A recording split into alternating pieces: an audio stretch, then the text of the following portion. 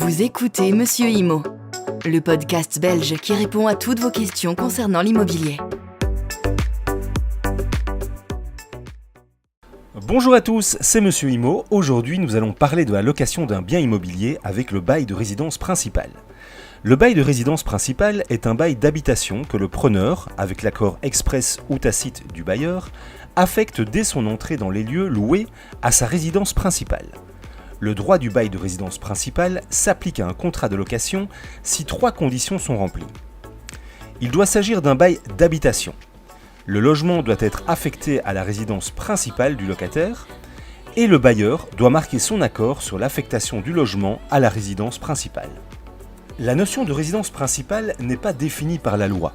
C'est une question de fait qui, en cas de litige, est laissée à l'appréciation du juge de paix.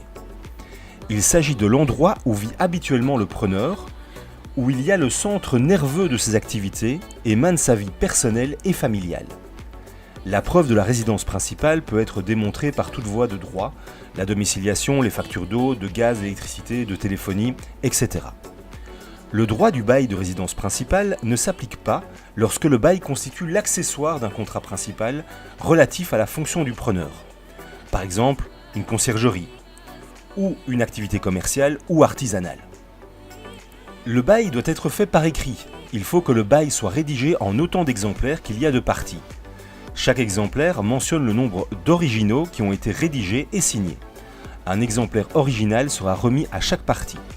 S'il n'y a que 2 parties au contrat, un preneur, un bailleur, il faut donc que le contrat soit établi en 2 exemplaires au moins, un pour chaque partie.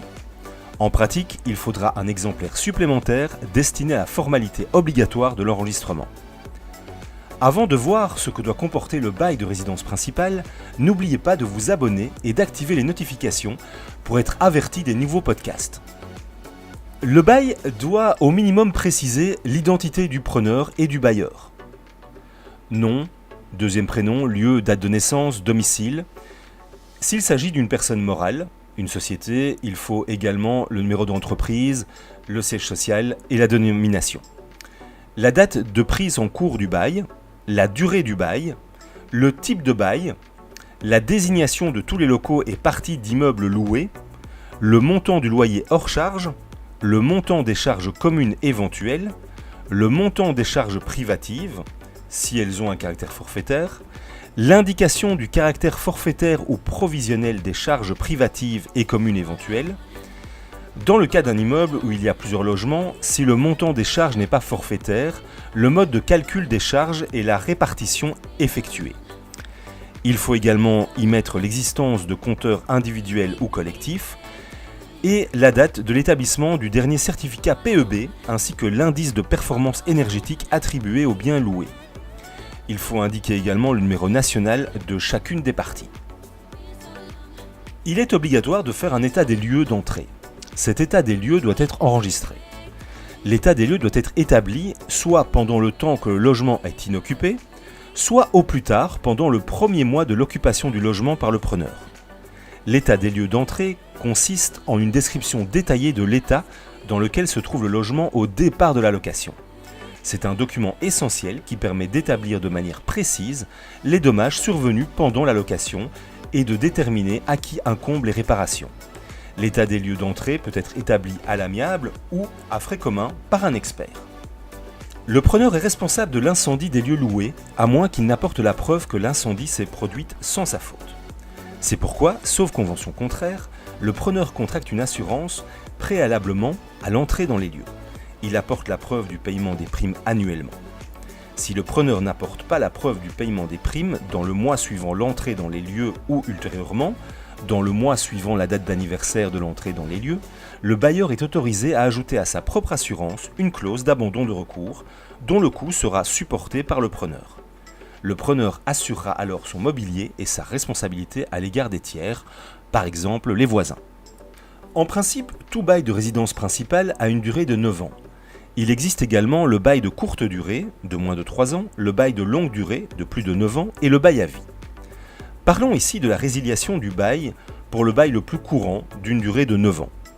Si le bailleur ou le locataire souhaite mettre fin au bail au terme des 9 années, il doit envoyer une notification de congé au moins 6 mois avant l'échéance du bail. À défaut, le bail est automatiquement prorogé pour une durée de 3 ans aux mêmes conditions. La rupture anticipée du bail de 9 ans maintenant. L'article 3 de la loi du 20 février 1991 prévoit des clauses de rupture anticipée du bail. Les clauses de rupture anticipées à l'initiative du bailleur, le bailleur peut résilier anticipativement le bail dans 3 cas de figure prévus par la loi, sauf si le contrat de bail exclut ou limite une de ces dispositions. La résiliation anticipée pour occupation personnelle, à tout moment et suivant un préavis de 6 mois. La résiliation anticipée pour travaux, à l'expiration du premier et du deuxième triennat et suivant un préavis de 6 mois. Résiliation anticipée sans motif, à l'expiration du premier et du deuxième triennat, suivant un préavis de 6 mois et moyennant une indemnité versée au locataire. Cette indemnité est équivalente à 9 mois ou 6 mois de loyer, selon que le contrat prend fin à l'expiration du premier ou du deuxième triennat. Clause de rupture anticipée à l'initiative du locataire maintenant. Le contrat de bail ne peut exclure ou limiter la clause de rupture anticipée à l'initiative du locataire prévue au paragraphe 5 de l'article 3 de la loi du 20 février 1991. Il peut être mis fin au bail par le preneur à tout moment, moyennant un congé de 3 mois. Toutefois, si le preneur met fin au bail au cours du premier triennat, le bailleur a droit à une indemnité. Cette indemnité est égale à 3 mois, 2 mois ou 1 mois de loyer, selon que le bail prend fin au cours de la première, de la deuxième ou de la troisième année. Je vous souhaite une excellente semaine, profitez-en pour faire un tour sur mes réseaux sociaux, Facebook, Instagram, YouTube, et je vous dis à la semaine prochaine. Le contenu vous a plu ? Abonnez-vous et retrouvez encore plus de contenu sur www.monsieurimo.be.